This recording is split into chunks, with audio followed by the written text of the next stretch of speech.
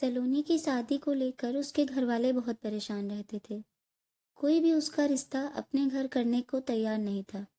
सामाजिक नज़रों में सलोनी की बस इतनी गलती थी कि वो जिस लड़के से प्यार करती थी वो उसकी कास्ट का नहीं था। इसलिए उसके घर वाले समाज क्या कहेगा ये सोचकर अपनी बेटी को उस लड़के से दूर रहने को कह दिया।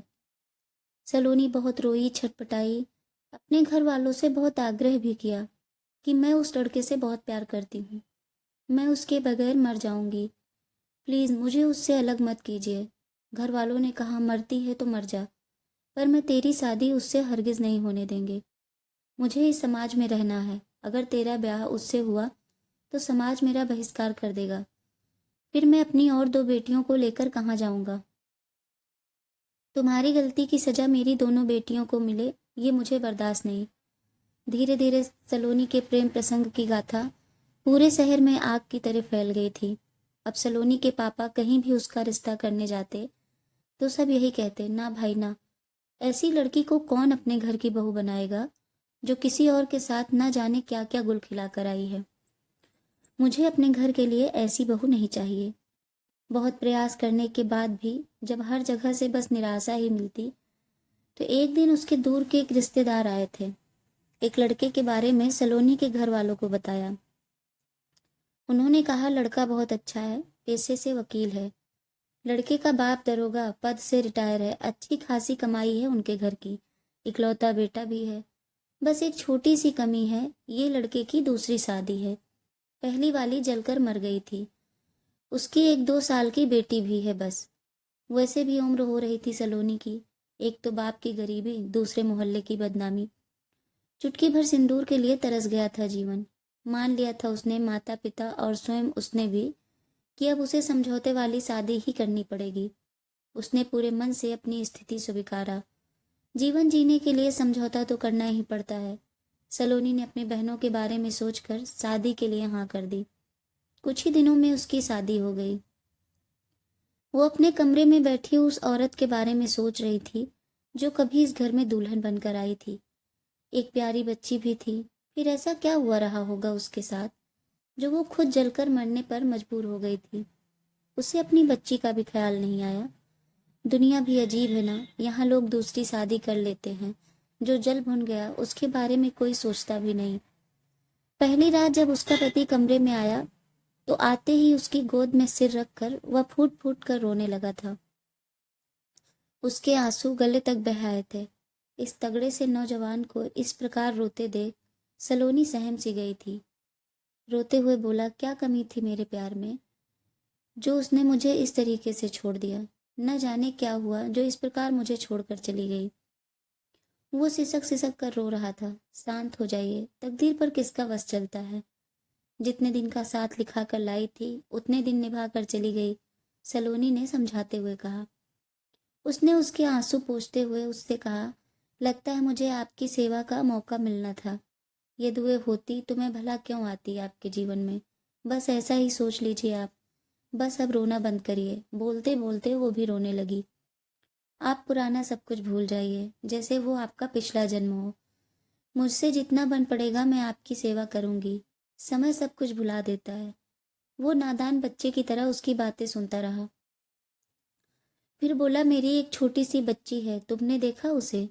उसका क्या होगा? उसने उम्मीद भरी निगाहों से सलोनी की तरफ देखा। सलोनी ने कहा, मैं हूं ना, मैं दूंगी उसे माँ का प्यार। आप परेशान मत होइए। और वैसे भी वो मुझसे मिल चुकी है, बहुत ही प्यारी बच्ची है। वो सलोनी की गोद में सर रखे उसकी बातें सुनते सुनते सो गया। सुबह उठने में देर हो गई। जब उठा तो बेहद झुंझलाया हुआ, सब पर जोर जोर से चिल्लाने लगा। जो भी सामान सामने दिखे उसे तोड़ने लगा। ये सब देख सलोनी सहम सी गई। उसने देखा उसकी माँ दौड़ दौड़ कर उसके सारे काम करने लगी। जैसे तैसे टिफिन तैयार कर उसे दिया और वो कोर्ट चला गया। शाम को जब वो घर आया तो उसने पी रखी थी। सुबह भी घर में तमाशा हुआ था और अब भी वो पीकर आया है। और आते ही सब पर चिल्लाने लगा। ये देख बच्ची तो उसकी बहुत डर गई और उसकी माँ भी बच्ची का हाथ पकड़े थर थर कांप रही थी। बाप भी दुखी और खामोश बैठा था। मुझे उसका इस तरह पीकर घर आना और शोर मचाना अच्छा नहीं लग रहा था, पर मैं करती भी तो क्या। समझौते की शादी थी। सोचा कोई नहीं, शराब ही तो पीता है, हमारे मोहल्ले में भी तो कई लोग पीते हैं। वैसे भी बीवी के जाने के बाद बहुत तनाव रहता होगा इसके जीवन में, सब चलेगा। उसने स्वयं को हर प्रकार के सदमे से मुक्त किया। वो रात को कमरे में गया और सोनाली को बाहों में भरते हुए बोला, मैं पीता नहीं। शादी की खुशी में दोस्तों ने पिला दिया। तुम नाराज तो नहीं हो ना? कमरे में वह एक अच्छे आदमी की तरह शांत था। कोई बात नहीं, हो जाता है कभी कभी, मैं नाराज नहीं हूँ, उसने शांत लहजे में कहा। फिर उसने सिगरेट जलाई। उसकी आंखों में वासना के डोरे उभरे जा रहे थे। सिगरेट के कस के साथ उसने उसे फिर से अपनी तरफ खींचा। सलोनी शर्म से अपनी आंखें बंद कर ली थी। बाहर एकदम शांति थी, ऐसा लग रहा था जैसे सब सो गए हों। वैसे सर्दी की रात थी, कमरे में हीटर तो चल रहा था, पर रोंगटे खड़ी कर देने वाली ठंडी हवा न जाने कहां से कमरे में आ रही थी। उसकी बाहों का घेरा कुछ ज्यादा ही सख्त होता चला गया और उसे बेड पर गिरा दिया गया। वो कुछ समझ पाती इससे पहले ही उस जलती हुई सिगरेट को उसने सलोनी के चेहरे, हाथों, पैरों और पेट पर रख रख कर जलाने लगा। जलन और अपमान की इस प्रतिक्रिया से वो सहम सी गई और पीड़ा से चीख पड़ी थी। उसने उसे अपने ऊपर से ढकेलते हुए कहा, ये क्या कर रहे हैं आप मुझे क्यों जला रहे हैं? वो गुस्से से चिल्लाया, मुझे ढकेलती है? गाली के अनेक शब्दों से नवाजते हुए, कहाँ कहाँ भाड़े पर चली है मैं नहीं जानता क्या? उसने एकदम से अपना राग बदल दिया। ये शरीर है तेरा? कमर का सारा मांस गोल गोल होकर लटक रहा है। नशे के कारण मन की कुंठा जुबान पर आ ही गई। सलोनी चिल्लाते हुए कहती है, तो इसमें मेरी क्या गलती है? सबके शरीर की बनावट एक जैसी तो नहीं होती ना। वो तिलमिला उठी थी। वो बोला, जाओ मेरे कमरे से बाहर, मुझे तुम्हारी कोई जरूरत नहीं है। वह भयानक ढंग से चीख रहा था। उसकी आंखें सुर्ख अंगारे की तरह दहक रही थी। सलोनी को तो जैसे जीवन दान मिल गया। वह तेजी से दरवाजे की ओर भागी ही थी कि फिर बांह पकड़कर खींच लिया उसने। खबरदार बाहर निकली तो हमेशा के लिए घर से बाहर कर दूंगा। सलोनी बोली, ठीक है, हमेशा के लिए जा रही हूँ। वो रोने लगी। उसने सलोनी को फिर से खींचकर अपनी बाहों में जकड़ लिया और प्यार भरे लहजे में बोला, माफ कर देना सलोनी, मैंने तुम्हारे साथ मजाक किया था। मैं बस ये देख रहा था कि तुम कितना सहन कर सकती हो। वैसे भी तुम तो मेरा उजड़ा घर बसाने आई हो ना, मैं तुम्हें तकलीफ क्यों पहुंचाऊंगा? प्लीज कभी मुझसे दूर मत जाना, वरना मैं तो बिना मारे मर जाऊंगा। वह जोर जोर से रोने लगा था।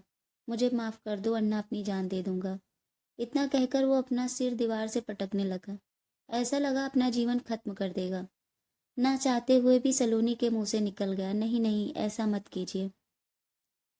मैं भला आपसे नाराज होकर कहाँ जाऊंगी? अब तो जीना मरना सब आपके साथ ही है ना। उसने बलपूर्वक फिर उसे अपनी तरफ खींचा। वह चीखती रही। देह ऐसा लग रहा था जैसे कोल्हू में पेरी गई हो। उसका एक एक अंग टूट रहा था। उसके अंतर्मन में घृणा का सैलाब उमड़ रहा था। उस दिन सुबह वह बहुत प्रसन्न था, सबसे हंस हंस कर बातें कर रहा था, और सलोनी दर्द और जलन की मारी कमरे में ही लेटी थी। किसे बताए, अपना चेहरा किसे दिखाए? चेहरा किसी को दिखाने लायक भी तो नहीं बचा। वो उठ भी ना सकी, क्योंकि वो ढंग से ना चल पा रही थी और ना खड़ी हो पा रही थी। इसलिए वो कमरे में ही पड़ी रही। जब सलोनी बाहर नहीं आई तो सास को बहुत गुस्सा आया, पर बेटा घर में था इसलिए वो कुछ कह ना सकी और घर का सारा काम खुद ही करने लगी। वो सलोनी को नाश्ता देकर कोर्ट जाने लगा और कहा, तुम आराम करो, मम्मी सब काम कर लेंगी। अब तो ये उसकी आदत बन गई थी। हर रात सलोनी की काल रात्रि बन जाती। सिर पर लगा सिंदूर उसे मानो जलता हुआ अंगारा सा लग रहा था। बेटे के घर से जाते ही सास चिल्लाने लगती, हाय रे मेरी तकदीर ही फूटी है। पहली ने इतने कलंक लगाए, लोगों ने जलाकर मार डालने तक का आरोप लगाया। 5 साल के बाद उसे ना जाने क्या सूझी जो एक बच्चा मेरे सिर छोड़कर जल मरी, और दूसरी लाए तो यह अपने आप को ना जाने क्या समझती है, कमरे से बाहर ही नहीं निकलती। अरे औरत जात का धर्म क्या होता है, किसी ने बताया नहीं इसे, ऐसा लग रहा है। अरे सुबह जल्दी उठो, घर बाहर साफ सुथरा करो, घर में अपने आरती पूजा करो, खाना बनाओ, पर नहीं, बस महारानी बनकर पड़े रहना है। सास हमेशा सुनाती रहती। सलोनी ने कहा, माँ मैं करना चाहती हूँ परंतु कर नहीं पाती, जरा देखो माँ। ये दाग कैसे हैं सलोनी? उसकी सास ने कहा। ये तो जले हुए के दाग लग रहे हैं, कुछ पुराने लग रहे हैं तो कुछ नए।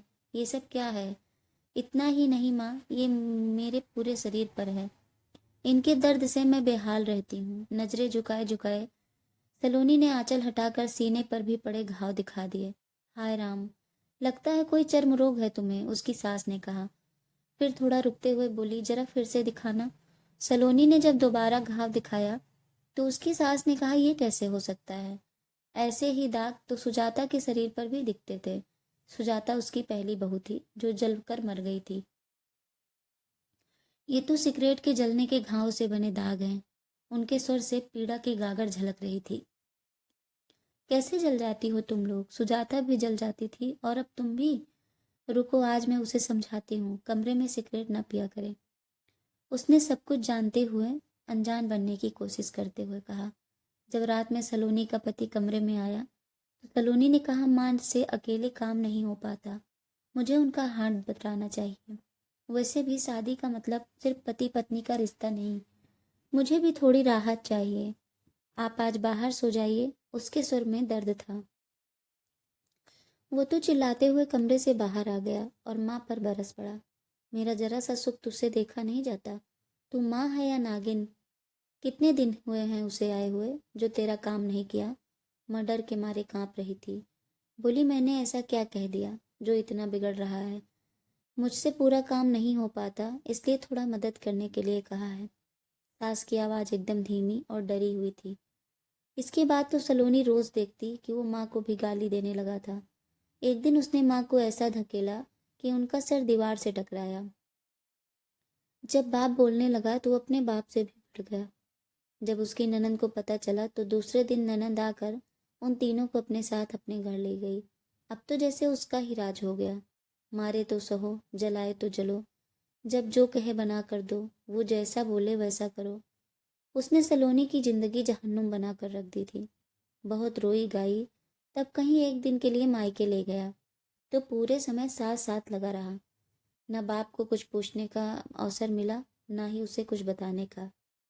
फिर भी सलोनी के माँ के जहन में एक सवाल घर कर गया कि ये गोल गोल जले के निशान कैसे? माँ कुछ पूछ पाती वो उससे लेकर वापस आ गया। अब तो वो कोर्ट में भी शराब पीकर जाने लगा। इसी चलते उसे सस्पेंड कर दिया गया था। जैसे तैसे सलोनी उसका अत्याचार सहन कर रही थी। उसे पता चला वो 3 महीने की प्रेग्नेंट है। उसे लगा बच्चे की खबर सुनकर शायद वो उस पर कर रहा अत्याचार कम कर दे। शाम को जब वो घर आया तो सलोनी जैसे ही बच्चे की बात उससे बताने की कोशिश करी, उसने खींच कर थप्पड़ जड़ दिया उसके गाल पर। वो दर्द से बिलबिला उठी थी। उसके दोबारा उठे हाथ को कसकर सलोनी ने पकड़ लिया। तब गाली देते हुए बोला, हाथ पकड़ती है, हट। और इसके साथ ही कसकर लात मारा उसके पेट पर, जहां एक नन्ही सी जान पल रही थी। सलोनी दूर जाकर गिरी। अरे कोई बचाओ मुझे, या शैतान मार डालेगा, वो बेतहासा चिल्लाने लगी थी।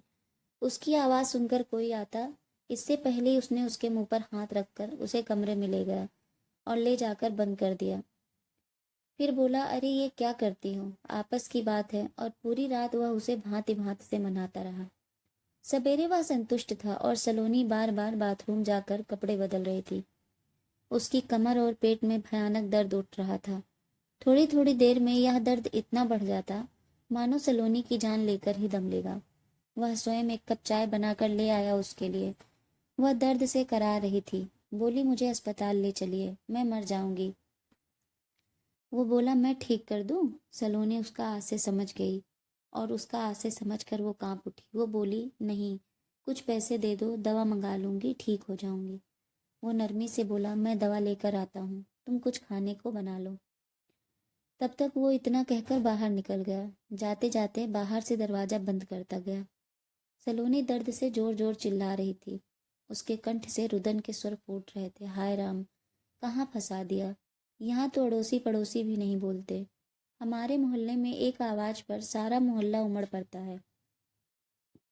वह इतने जोर जोर से इसलिए बोल रही थी कि दीवार के उस पार से पड़ोसन को सुनाई पड़ जाए। थोड़ी देर बाद बाहर से दरवाजा खुलने की आवाज आई। देखा एक बूढ़ी औरत ने घर में प्रवेश किया। उसने आते ही सलोनी को गले लगा लिया और बोली, मैं तेरी सारी तकलीफें जानती हूँ मेरी बच्ची, परंतु तुम्हारे पति की दुष्टता के कारण चुप रहती हूँ। ये ले मोबाइल, तुरंत फ़ोन लगा अपने पापा को, बुला और निकल जा यहाँ से। तू क्या जानेगी सुजाता ने 5 साल कैसे बर्दाश्त किया। अंत में उसे अग्नि स्नान करना ही पड़ा। स्त्री को पीड़ा देकर ही इसको संतुष्टि मिलती है। लगता है पी पी कर इसका दिमाग फिर गया है। उसने जल्दी से कॉल करके अपने पापा से बात की। माँ की बीमारी के बहाने विदा कराने की बात समझाकर अपने पापा को बुलाया। पड़ोसन जैसे आंधी की तरह आई थी वैसे ही तूफान की तरह चली गई। उसका पति दर्जन भर शराब की बोतल लेकर जल्दी ही वापस आ गया। सलोनी ने मन ही मन सोचा, अब तो मेरे नाटक करने की बारी आ गई है। मुझे पता नहीं था आपके बारे में, इसलिए इतना सह लिया। सलोनी ने सारे दर्द सहन करके उसके लिए खाने में सब कुछ उसकी पसंद का बनाया। वह अपनी पसंद का खाना देखकर प्रसन्न होता गया। वो भी उससे घुल मिलकर बात करने लगी। थोड़ी देर में वो बोला, अस्पताल चलोगी क्या?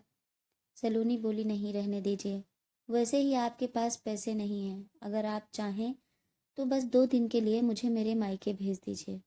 वो बोला, मैं कैसे रहूँगा तुम्हारे बिना? आपका भी जब मन करे आ जाना, सलोनी ने कहा। फिर हम दोनों लोग वापस आ जाएंगे। उसने बड़े ही प्यार से कहा। दूसरे दिन ससुर को आया देख वह हड़बड़ा गया। उसे दाल में कुछ काला प्रतीत हुआ। वो कल से ही जाने की रट लगाए हुए है और आज इसके पापा आ गए, वो भी बिना किसी सूचना के। कैसे आना हुआ पापा जी का? उसने सलोनी से पूछा। सलोनी ने कहा, मेरी माँ की तबीयत खराब है, उन्होंने मुझे बुलाया है। प्लीज़ ना मत करिएगा। पता नहीं कैसी हालत है उनकी। वो अपनी पति के आगे गिड़गिड़ा रही थी। पापा को उसने पहले ही समझा दिया था फ़ोन की चर्चा ना करने के लिए। वो टाल मटोल करता रहा किंतु उसे रोक ना सका। आपको मेरी कसम है, जल्दी से जल्दी मेरे घर आ जाना, सलोनी ने उससे कहा। मैं आपका इंतजार करूंगी। सलोनी ने विधिवत विदाई ली। घर पहुंची तो माँ ने कहा, ऐसी क्या बात हो गई थी बेटी? हम लोग एकदम से हड़बड़ा गए थे। कहीं इस प्रकार फ़ोन किया जाता है क्या? माँ ने स्नेह भरी झिड़की दी। उत्तर में उसने ब्लाउज उतार कर उसके हाथ में दे दिया। सीना, कमर, पीठ, पेट, सब जगह ढेरों जले के घाव, ढेरों दाग। उसने पैरे व जांघों के घाव दिखाए। पेट की चोट से उनका गर्भपात हो गया था। रक्तस्राव अब भी जारी था। माँ उसे हृदय से लगाए देर तक रोती रही। पापा ने अस्पताल ले जाकर इलाज करवाया। कुछ ही दिनों में बेटी की ये हालत देखकर घर वाले सहन नहीं कर पा रहे थे और सोच रहे थे पुलिस के पास भी जाकर कुछ फायदा नहीं होने वाला। वो बड़े लोग हैं, फिर पैसे से वकील भी हैं, कानून के सारे दांव पेच जानते हैं। अब हमें ही कुछ खातिरदारी करनी चाहिए उसकी। दूसरे दिन वो सलोनी को लेने पहुंच गया, क्योंकि सलोनी के मनोभाव से वो अपरिचित था। उसको देखते ही सलोनी के सारे जख्म ताजा हो गए। उसने एक जिम्मेदार पति की तरह सास का हाल चाल पूछता हुआ बैठ गया। सबने पहले बहुत ही मान सम्मान किया। वह पूरी तरह संतुष्ट था। उसकी मनपसंद का खाना बनाया गया था। उसके बाद सलोनी ने उसे सबसे तेज नशे वाली दारू पिलाई, जिसमें नींद की दवा भी मिली थी। वो बोला, मजा आ गया भाई ससुराल का। उसके लिए अलग कमरे की व्यवस्था थी। उसे लग रहा था सलोनी ने ही होशियारी से ये व्यवस्था करवाई होगी ताकि वो मेरे पास रह सके। उसका नशा गहराता जा रहा था। वो सलोनी के दबे पांव आकर बगल में सो जाने का इंतजार कर रहा था। दारू अपना असर दिखा रही थी, आंखें मूंदी जा रही थी। नींद और नशे के प्रभाव से वो बेसुध हुआ जा रहा था। तभी उसे कमरे में कुछ हलचल दिखाई दी, कुछ परछाइयां झिलमिलाई। हाथ पैरों में कुछ तनाव का अनुभव हुआ। लगा जैसे उसे कस कर बांधा जा रहा है। चढ़ने से पहले ही उसका सारा नशा उतर गया। हाथ में डंडा लिए 4 युवक और चप्पल लिए 4 युवतियां धीरे धीरे उसकी ओर बढ़ रही थी। संकट आता देख उसकी सारी हेकड़ी निकल गई। वह घिघियाने लगा। पहला डंडा पड़ते ही वह चीखने लगा, अरे मुझे क्यों मारते हो? दामाद की ऐसी खातिरदारी की जाती है क्या तुम्हारे यहाँ? चारों ओर से डंडे बरसने लगे। उसकी चीख कमरे में गूंजती रही। जिसने तेरे साथ जीने मरने की कस्में खाई, उसे अकेले पाकर मारता है, जलाता है। इसके कपड़े फाड़ दो, एक महिला ने आदेश दिया। किसी ने इधर से खींचा, किसी ने उधर से। कपड़े फट गए। वह अर्धनग्न अवस्था में पड़ा था। सलोनी की बहन ने कहा, इसे जले का दर्द बहुत आनंद देता है। बेचारा दामाद है इस घर का, खातिरदारी करो इसकी।